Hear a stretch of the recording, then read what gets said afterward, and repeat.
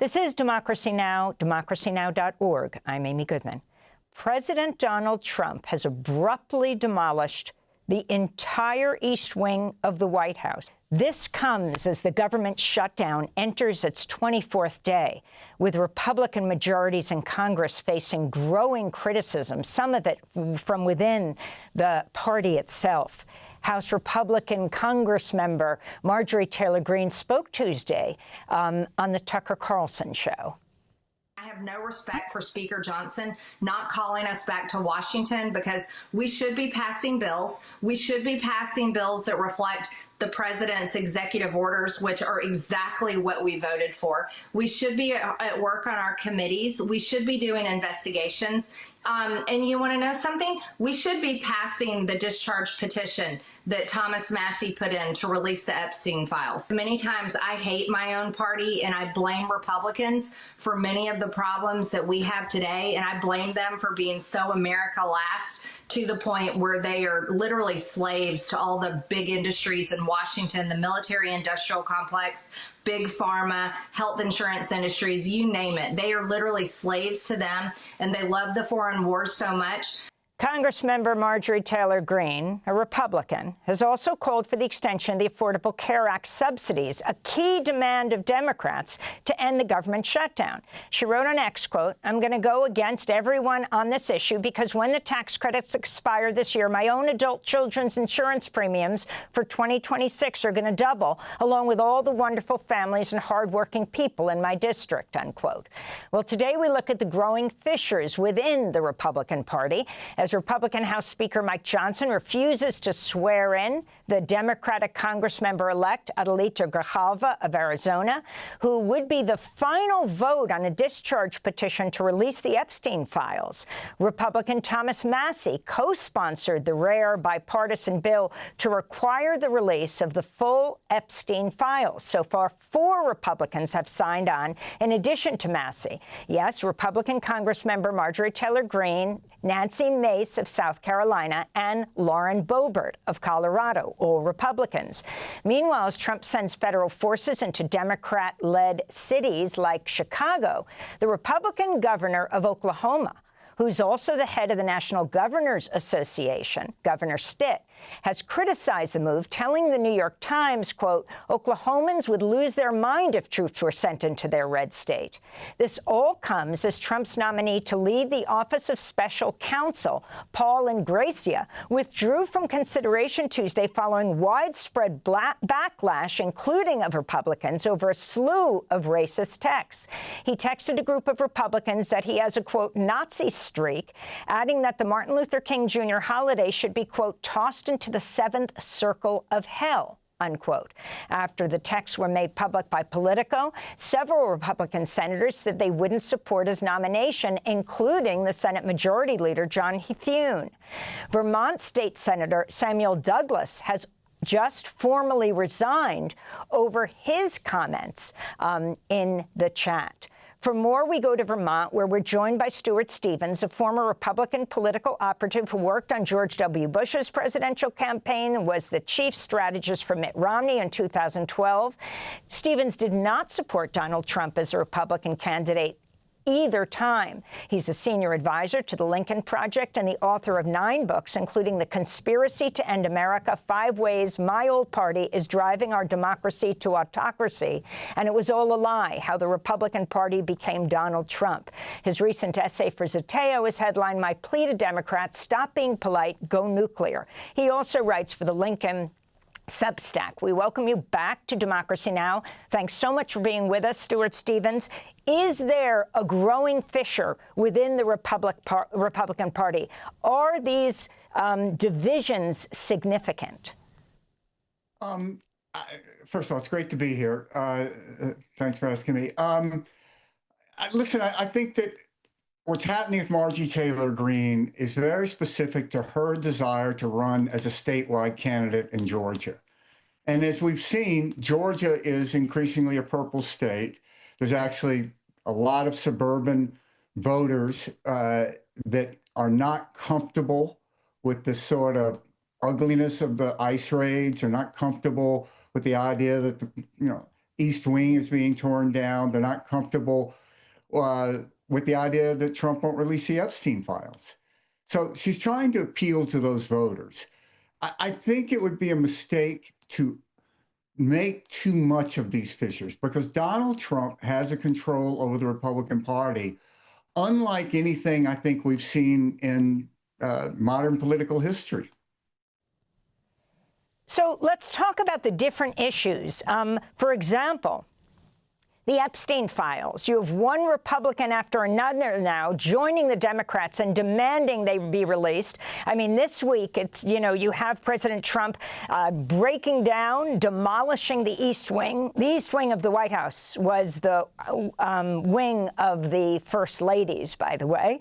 Also paving over the Rose Garden, which was put in by Jacqueline Kennedy, interestingly. But you have one Republican Congresswoman after another, Mace, Marjorie Taylor Greene, Boebert, joining with Massey in demanding the Epstein files be released. Do you think this will happen with more? And you have this unbelievable move of the House Speaker not seating an elected representative because he doesn't want the Epstein files released. That's what a lot of people are analyzing it as. Well, I think that's absolutely correct analysis. I mean, say what you will about Jeffrey Epstein. The guy's dead and he can still shut down Congress.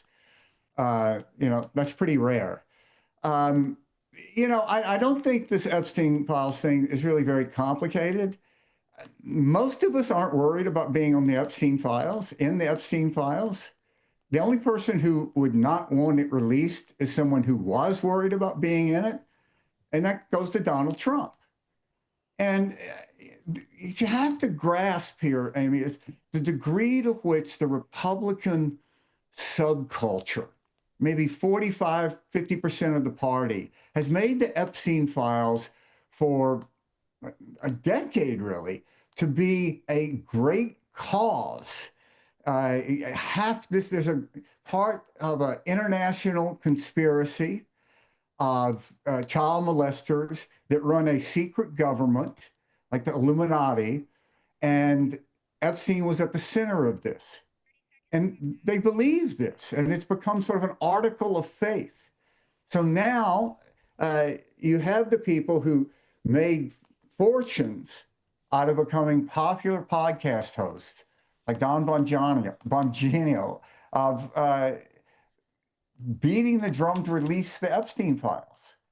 Kash Patel. Now they're in a position where they can, and they're not doing it. So that's a natural tension there. And I think it's going to play out, and it's ultimately going to have to be released, at least to some. When we talk about the Epstein files, it's sort of, what are we really talking about? There's such a vast trove of information, digital and otherwise, that was seized by the FBI. I don't think we're going to know what all of it is, but I think we'll know more than we know now. Can you talk about the ad campaign that you're involved with the Lincoln Project? Yeah, look, the Lincoln Project, just to kind of go to the origin story, you know, was formed by a small group of Republican consultants who felt that Donald Trump was a great threat to the country. And we looked at this, that for better or worse, we have certain skills that we've developed helping to elect Republicans. Some of these Democrats don't do as well as we do. There's other things that Democrats do better. And our mission really was to appeal to a group of voters who are reluctant to support Donald Trump, but need encouragement not to. Soft Republicans, some of these independents and Democrats. I mean, going back to 2020, this is what Steve Bannon said sort of famously: if these guys can get 5 to 6% of Republicans to vote for Biden, it's going to be a problem. And we started calling that the Bannon line. You know, it is our frustration of the hesitancy of the Democratic Party to be more assertive. I mean, if you step back from it, Amy, we have this lunatic president who's appointing Russian stooges, drunks, lunatics like RFK Jr. Across the government. We're tearing down the East Wing. and we're talking about what's wrong with the Democratic Party. I really, how did this happen? Now, you're talking to somebody that spent years pointing out flaws in the Democratic Party, but it is the only pro-democracy party in America now. The Republican Party has really become an extremist movement. So we're very good in the Lincoln Project at working inside the Republican Party. We do a series of ads we call the Audience of One. And we run it where we know Trump is going to see it, which means we buy a lot of golf channels in Mar-a-Lago and Bedford. And he responds to it. And it's an extraordinary ability. If you go back to Hillary Clinton said that we shouldn't have a president who responds to a tweet. This guy responds to everything. And we're trying to increase those tensions because the more that the Republican Party fights internally, the less effective it is. I wanted to go to one of those Lincoln Project ads that ran last year about Trump's racism against Puerto Ricans. We are Puerto Ricans, and we are Americans. But Donald Trump doesn't see us that way. We remember what he did to us after Hurricane Maria. We were dying by the thousands while he threw paper towels at us like we were a joke. Because he thinks we are garbage. I don't know if you guys know this, but there's literally a floating island of garbage in the middle of the ocean right now. Yeah, I think it's called Puerto Rico. We are not your punchline. We know who we are. We are proud Americans, proud Puerto Ricans. And we see who you are. You are racist. You are a liar. You are the one that is garbage. And we know where real garbage belongs. In the trash. So, Stuart Stevens, as we begin to wrap up, your comment on this and also what's happening in Vermont. On the one hand, you have the governor, Phil Scott, not agreeing to the whole issue of federalizing the National Guard.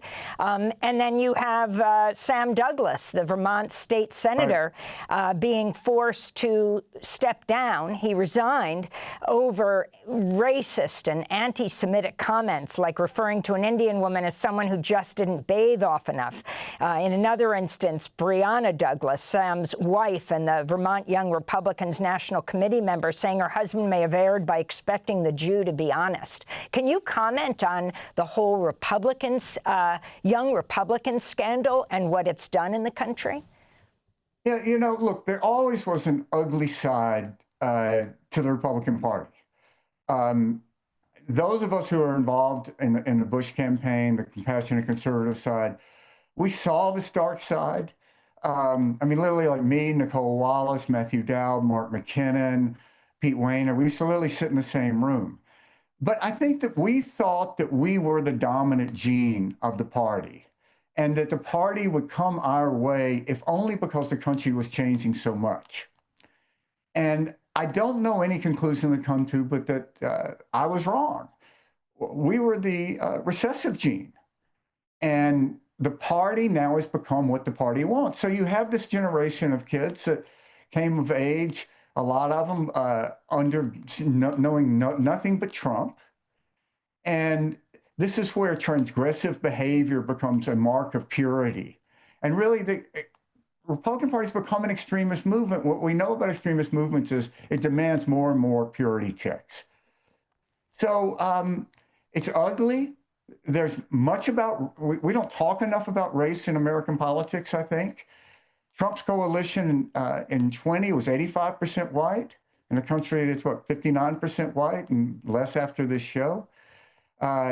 He did a little better in the last election. It was 84% white. So the base of Trump's support is non-college educated white voters, which is the fastest declining large demographic in America. And they know this, which is why they're trying to curate the election and make it whiter and make it less educated. And I'll just say about Phil Scott, who I helped in some of his campaigns. You know, if the Republican Party had any sense, they would look at Phil Scott as one of the most popular governors, if not the most popular governor in the country, who's a Republican in a heavily Democratic state. And they would go to him and say, what can we learn? What can you teach us? Because if we Republicans could carry states like Vermont or Massachusetts, where Charlie Baker was, or Maryland, where Larry Hogan, all clients of mine, were governors. We would rule the earth. We would always win. Instead, they've made these governors, like an increasingly small number of them, like a Phil Scott, they just ignore them. So Phil Scott did the right thing here. He said, no, I'm not going to have somebody that is a Republican who is writing this racist stuff. I mean, why is this even complicated? Stuart Stevens, we're going to have to leave it there, but I thank you very much for joining us. Thank you. Former Republican political consultant, senior advisor to the Lincoln Project, writes for the Lincoln Square Substack. Thanks for watching Democracy Now! On YouTube. Subscribe to the channel and turn on notifications to make sure you never miss a video. And for more of our audience-supported journalism, go to democracynow.org, where you can download our news app, sign up for our newsletter, subscribe to the daily podcast, and so much more.